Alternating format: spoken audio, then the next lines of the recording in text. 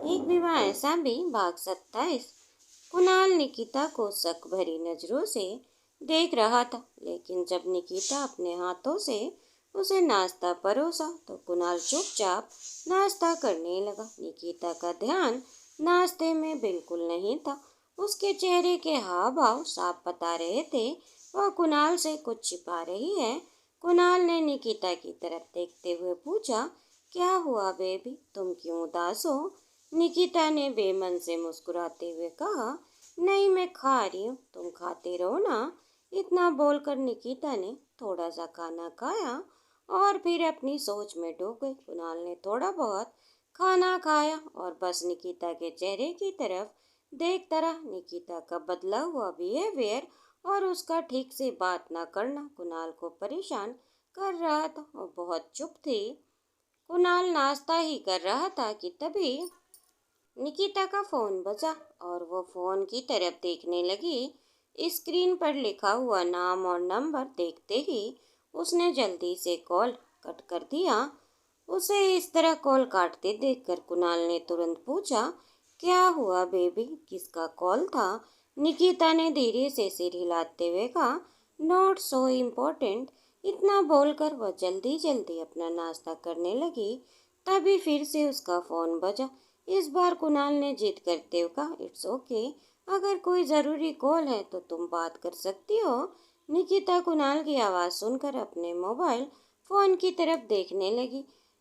उसे फ़ोन उठाया और उठाकर खड़ी होते हुए बोली, एक्सक्यूज़ मी कुणाल, बस एक मिनट। कुणाल अपना नाश्ता करते हुए रुक गया, लेकिन वो कोई रिएक्शन दे पाता उससे पहले ही निकिता तुरंत वहां से दूर हटी और बालकनी में आकर खड़ी होते हुए बोली, रमन, मैंने तुम्हें कॉल ना करने के लिए मना किया था ना। मैं बस नाश्ता करके यहाँ से निकल रही हूँ और तुमसे मिलने आ रही हूँ। तुम बार बार मुझे कॉल कर रहे हो। अगर कुणाल को शक हो गया तो प्रॉब्लम हो जाएगी। निकिता बात कर ही रही थी कि कुणाल उठकर वहीं आकर खड़ा हो गया और निकिता की तरफ देखने लगा। वो वहीं खड़ा होकर उसकी सारी बातें सुनने लगा। तभी निकिता ने कहा, ओके फाइन, मैं तुरंत निकलती हूँ। तुम मुझे चौराहे के पास वाले रेस्टोरेंट में मिलो। हाँ बाबा, आ रही हूँ, मैं कुछ नहीं छोड़ूंगी यहाँ पर। और वैसे भी अब कुणाल हमारे किसी काम का नहीं रहा है। उसे जितना थकना था मैं थक चुकी हूँ। अब उसके पास पैसे नहीं, वो बिल्कुल कंगाल हो चुका है। अभी जैसे उसके हाल हैं उसे तो यही पता चल रहा है कि अब उसका डाउनफॉल शुरू होने वाला है और मैं उसके डाउनफॉल में उसके साथ नहीं रहना चाहती। और अब अगर मुझे उससे कोई पैसे नहीं मिलने वाला है तो मैं बेकार में अपना टाइम वेस्ट नहीं करूँगी। बस तुम रुको, मैं आधे घंटे में वहाँ पहुँचती हूँ। इतना बोलकर निकिता फ़ोन रखकर पीछे मुड़ी और उसने रूम से बाहर आकर कुणाल की तरफ देखा। वह अभी भी कुर्सी पर बैठकर नाश्ता कर रहा था। उसके आने से पहले कुणाल वापस आकर अपनी जगह पर बैठ गया था। वो वापस कुर्सी पर आकर बैठी और थोड़ा सा खाना खाया और उठकर खड़ी होते हुए बोली, बस मेरा नाश्ता हो गया। इतना बोलकर वो कमरे में गई और अपना पर्स उठाकर अपनी सारी चीजें उसमें रखकर कमरे से बाहर निकली। उसने देखा कुणाल कमरे के दरवाजे के पास खड़ा था। निकिता उसे देखकर डर गई और वहीं रुकते हुए बोली, कुणाल तुम? कुणाल उसके करीब आया और निकिता की कमर में अपना हाथ डालते हुए बोला, व्हाट हैपेंड बेबी, तुम मुझे देखकर इस तरह क्यों चौंक गई? मैं ही तो हूँ। तुम्हें देखकर तो ऐसा लग रहा है तुमने मुझे नहीं किसी भूत को देख लिया है। निकिता उसकी बात सुनकर हल्का सा मुस्कुराते हुए बोली, नहीं एक्चुअली तुम्हें कुछ चाहिए था क्या? नाश्ता हो गया है तुम्हारा? निकिता ये बोल ही रही थी कि कुणाल ने उसके चेहरे की तरफ देखकर मुस्कुराते हुए कहा, हाँ ब्रेकफास्ट हो गया है मेरा भी। निकिता उसका हाथ अपनी कमर से हटाते हुए बोली, ठीक है मैं मिलती हूँ तुमसे। कुणाल ने निकिता का हाथ पकड़ते हुए कहा, कहाँ जा रही हो तुम इतनी जल्दबाजी में? कोई इम्पोर्टेंट काम है क्या? निकिता ने कुणाल की तरफ देखते हुए कहा, ये मुझे इस तरह सवाल जवाब क्यों कर रहा है? क्या बताऊं अभी से? तभी कुणाल ने उसके गाल पर हाथ रखते हुए कहा, बोला ना बेबी, क्या हुआ, कहाँ जा रही हो तुम? निकिता ने कहा, वो एक्चुअली मुझे कुछ इम्पोर्टेंट काम है, मैं अभी वहीं जा रही हूँ। आई थिंक मुझे एक नई जॉब का ऑफर मिला है और मुझे वहाँ जाकर देखना चाहिए। तो मैं सोच रही थी क्या देर करूँ। अगर उन्होंने मुझे बुलाया है तो मुझे एक बार वहाँ चले जाना चाहिए। निकिता ये बात बोल ही रही थी और कुणाल उसकी तरफ देख रहा था। तभी निकिता ने कुणाल का हाथ अपने हाथ से छुड़ाते हुए कहा, बाय। इतना बोलकर वह जल्दी जल्दी गेट खोलकर बाहर निकल गई। कुणाल गुस्से से अपने दांत पीसते हुए कहा, इतना बड़ा धोखा, इसका मतलब दादी सही बोल रही थी, मुझे इतनी बड़ी गलती कैसे हो सकती है। लेकिन निकिता, मैं तुम्हें जब तक रंगे हाथ नहीं पकड़ लेता और सब कुछ तुम्हारे मुंह से नहीं सुन लेता, मैं किसी नतीजे पर नहीं पहुंचूंगा। इतना बोलकर कुणाल भी तुरंत निकिता के पीछे पीछे वहां से बाहर निकल गया। निकिता सीधे ऑटो में बैठ गई और कुणाल उसका पीछा करना शुरू कर दिया। थोड़ी देर चलकर अपने ऑटो को एक रेस्टोरेंट के बाहर रुकवाया और कुणाल तुरंत उसके पीछे पीछे रेस्टोरेंट के अंदर गया। वहां पर कुणाल के ही उम्र का एक लड़का बैठा हुआ था, जिसके हाथ में बियर का गिलास था। उसने बड़े ही स्टाइलिश कपड़े पहने हुए थे, लेदर जैकेट, जीन्स और ब्रांडेड शूज के साथ। वह पूरे एटीट्यूड में वहां बैठा बियर का गिलास लिए हुए था। निकिता जैसे ही उसके पास गई, उसने उसका हाथ पकड़ते हुए कहा, चलो यहाँ से, अब हमें यहाँ पर रुकने की कोई जरूरत नहीं है। वह लड़का निकिता की कमर में अपना हाथ डालकर उसे अपने करीब खींचकर उसकी गर्दन पर किस करते हुए बोला, ऑफ कोर्स बेबी, अब तो वैसे भी हमें यहाँ पर नहीं रुकना है और अब मैंने सोच लिया है कि हम किसी शहर में जाएंगे और अब हमें किसी और अमीर आदमी को फंसाना है। निकिता उसकी तरफ देखते हुए बोली, हाँ, और वैसे भी अब यहाँ कुणाल से हमें कुछ मिलने वाला नहीं है। उसके घर वालों ने उसे अपनी पूरी प्रॉपर्टी से बेदखल कर दिया है, तो यहाँ रुककर हम अपना टाइम क्यों वेस्ट करें। उस आदमी ने हामी भरी और निकिता के होठों पर किस करते हुए बोला, ऑफ कोर्स बेबी, जैसा तुम कहोगी वैसा ही करेंगे हम। और वैसे भी इस कुणाल को तो तुमने कुछ ज्यादा ही ठगा है, काफी ज्यादा कमाई हुई है हमारी इससे।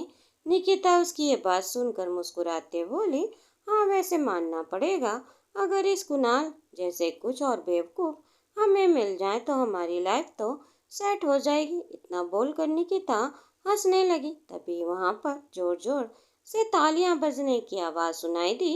जैसे ही निकिता ने तालियों की आवाज सुनी, वो पीछे मुड़कर देखने लगी। वहां पर कुणाल खड़ा था। वो इस तरह तालियां बजाता हुआ निकिता के पास आया और उसने निकिता की आंखों में आंखें डालकर देखते हुए कहा, वाह, ये सब इतना बड़ा प्लान था। इतने सालों तक तुम मेरे जज्बातों से खेलती आई हो, वो भी चंद पैसों के लिए। निकिता कुणाल को वहां पर देखकर घबरा गई और कुणाल की तरफ देखते हुए बोली, ये क्या कह रहे हो तुम कुणाल, ऐसा कुछ भी नहीं है। कुणाल आगे बढ़ा और निकिता के गाल पर एक जोरदार थप्पड़ मारते हुए कहा, ये थप्पड़ मेरे जज्बातों से खेलने के लिए है। इतना बोलकर कुणाल उसे दूसरा थप्पड़ मारने जा ही रहा था। तभी रमन ने कुणाल का हाथ पकड़ा, उसे धक्का देते हुए कहा, बस बहुत हो गया तुम्हारा, अब दूर रहो मेरी गर्लफ्रेंड से। और खबरदार, अगर उस पर एक और हाथ उठाया तो। कुणाल जैसे ही ये बात सुनी और रमन पर झपटने जा रहा था, तभी रमन ने कुणाल का हाथ पकड़ते हुए कहा, सोचना भी मत, ये तुम्हारी सजा है और तुम्हारे जैसे बेवकूफ इंसान के साथ तो यही होना चाहिए। कुणाल उसकी ये बात सुनकर गुस्से से तिलमिला गया। उन दोनों को धमकाते हुए कहा, बहुत बड़े 30 मार खा समझ रहे हो तुम दोनों खुद को, और तुम्हें क्या लगता है मैं तुम दोनों को ऐसे ही जाने दूंगा। तुम लोग दोबारा कभी किसी को इस तरह नहीं ठग पाओगे। अब तुम लोगों को अपनी सारी जिंदगी पुलिस के हवाले करनी होगी और सारी जिंदगी जेल में काटनी होगी।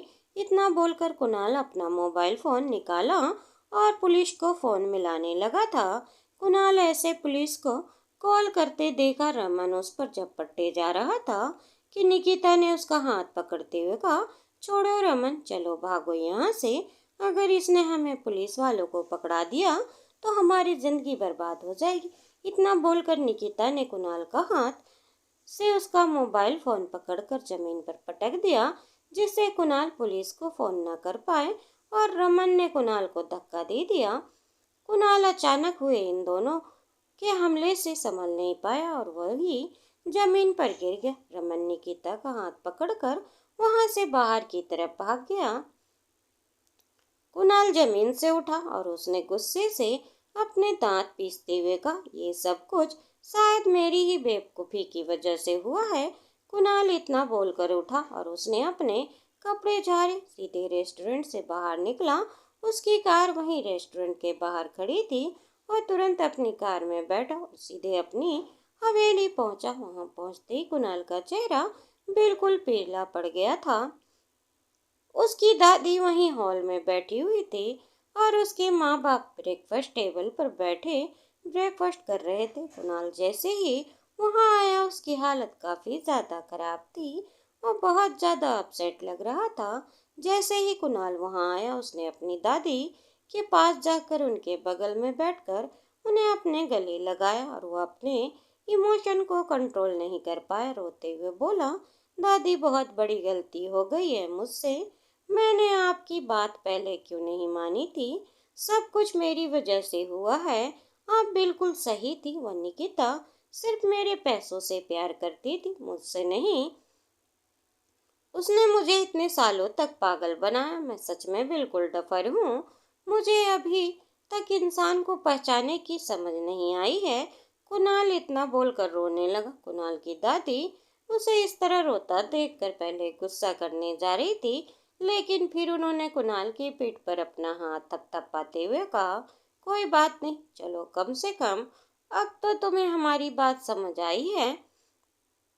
कुणाल के माँ बाप उसे इस तरह रोता देखकर उसके पास आए और कुणाल की माँ ने उसे अपने गले लगाते हुए बोला, चुप हो जा कुणाल, चुप हो जाओ। कुणाल रो रहा था और तभी उसके डैड ने कहा, देखा, इसीलिए हमने तुम्हें निकिता का ये टेस्ट लेने के लिए कहा था और आखिर वह लड़की टेस्ट में फेल हो गई। कुणाल ने धीरे से सिर झुकाते हुए कहा, I am sorry dad and thank you so much. मेरी लाइफ को स्पॉइल होने से बच गई। दादी, आपने मुझे माफ कर दिया ना। मैं आपकी सारी बातें सुनूंगा और कोई गलती दोबारा नहीं दोहराऊंगा। जो आप बोलेंगी मैं सिर्फ वही करूंगा। कुणाल रो रहा था और तभी कुणाल की दादी गहरी सांस लेते हुए चुपचाप उठकर अपने कमरे में चली गई। दादी के इस तरह बिना कुछ बोले जाते देखकर कुणाल का दिल बेचैन हो गया और वो भागते हुए दादी के कमरे में गया। दादी अपने बिस्तर पर बैठी थी और कुणाल वहीं पर जाकर उनके पैरों को पकड़कर बैठते हुए बोला, दादी बताइए ना, आपने मुझे माफ किया या नहीं? दादी कुछ बोल नहीं रही थी और तभी कुणाल ने उनकी तरफ देखा। कुणाल की आंखें में आंसू थे। दादी ने गहरी सांस लेते हुए कहा, मैं तुम्हें माफ करने वाली कौन होती है? माफी तो तुम्हें उससे मांगनी चाहिए जिसका तुमने इतना दर्द दिया है। उस लड़की के खातिर तुमने अपनी पत्नी खो दिया जो तुम्हें जान से ज्यादा प्यार करती थी। उसने कभी तुम्हें धोखा नहीं दिया, ना ही कभी तुम्हारे पैसे के पीछे भागी। उसे तुम्हारा नाम और पैसा से कोई लेना देना नहीं था। वो पूरी श्रद्धा के साथ अपनी पत्नी धर्म निभाती चली गई और तुमने उसे इतना दुख दिया और हमेशा अपने पैरों की जूती बनाकर रखा। कुणाल ये सारी बातें सुनकर और भी ज्यादा रोने लगा। उसने दादी के पैरों को पकड़ते हुए कहा, दादी, इस सब में मेरी गलती थी। मैं अपनी गलती मानता हूँ और मैं पूर्वी से माफी मांगूंगा। वह बहुत अच्छी है और मुझे माफ कर देगी, है ना? दादी कुणाल की तरफ देखकर बोली, नहीं, मुझे नहीं लगता, क्योंकि जिस तरह तुमने उसे रुलाया है और जितना दर्द तुमने उसे इन पिछले कुछ महीनों में दिया है, मुझे नहीं लगता उसके बाद वो तुम्हें माफ कर पाएगी। कुणाल ये सोचकर उठ खड़ा हुआ और उसने अपने आंसू पोंछते हुए कहा, नहीं नहीं दादी, ऐसा कुछ नहीं होगा। वो आपकी बेटी की तरह है ना। वो इस घर की बहू है। मैं उसे वापस इस घर में लाकर रहूंगा, चाहे कुछ भी हो जाए। दादी कुणाल की तरफ देखते हुए बोली, अगर तुम्हें ऐसा लगता है कि तुम ऐसा कर सकते हो तो ठीक है, जो भी हो। कोशिश करके देखो, अगर तुमने पूर्वी को मना लिया और अगर पूर्वी तुम्हें माफ कर दिया तो मैं तुम्हें माफ कर दूंगी। दादी कुणाल से इतना बोलकर चुप हो गई और कुणाल ने उसका हाथ पकड़ा, उसके हाथों को चूमते हुए कहा, मैं पूर्वी को मना लूंगा। इतना बोलकर कुणाल ने अपने आंसुओं को पोंछा, अपनी हिम्मत बांधते हुए कहा, मैं अभी आज ही जाकर उससे माफी मांगूंगा। इतना बोलकर कुणाल सीधे कमरे से भागता हुआ बाहर निकला और उसकी माँ ने उसे इस तरह भागते हुए जाते देखकर पीछे से आवाज लगाते हुए कहा, कुणाल बेटा रुको, कहाँ जा रहे हो इस तरह भागते हुए। लेकिन कुणाल उनकी बात सुनकर रुका ही नहीं, वो कार में बैठा। उसने तुरंत अपनी कार घुमाई और सीधे पूर्वी के घर पहुंचा, जहाँ पर पहले वो उसे लेने गया था। वहां पर ताला लगा हुआ था। कुणाल दरवाजे पर लगे ताले की तरफ देखते हुए कहा, यहाँ पर तो ताला लगा है, मतलब पूर्वी यहाँ पर नहीं, इसका मतलब वो काम पर गई होगी। ये बात ध्यान आते हुए तुरंत वहां से सीधे उस कंपनी में पहुंचा जहां पर उसने पूर्वी को जॉब दिलाई थी। कुणाल उस कंपनी के बारे में इसलिए इतनी अच्छी तरह से पता था क्योंकि उसने ही कॉल करके उन लोगों को पूर्वी की डिज़ाइन सेलेक्ट करने के लिए बोला था। कुणाल जानता था कि चाहे कोई इंसान जितना भी टैलेंटेड हो और उसे कितनी भी अच्छी डिज़ाइन बनाना क्यों ना आती हो, लेकिन जब तक कोई सिफारिश नहीं करता, कोई भी उस इंसान को इस इंडस्ट्रीज में चांस नहीं मिलता। बस इसीलिए उसने पूर्वी को बिना बताए इसमें उसकी हेल्प की थी, जिसके बारे में आज तक कोई भी नहीं जानता था, पूर्वी खुद भी नहीं। दोस्तों, उम्मीद करती हूँ आपको हमारी कहानी पसंद आई होगी। कहानी पसंद आई हो तो वीडियो को ज़्यादा से ज़्यादा लाइक करें और चैनल पर नए हो तो चैनल को सब्सक्राइब करना ना भूलें। बेल आइकन दबाएं जिससे मेरी वीडियो की फ्री नोटिफिकेशन आप तक पहुंचती रहे। और हमें कमेंट करके ज़रूर बताएं आपको ये कहानी कैसी लगी। धन्यवाद दोस्तों।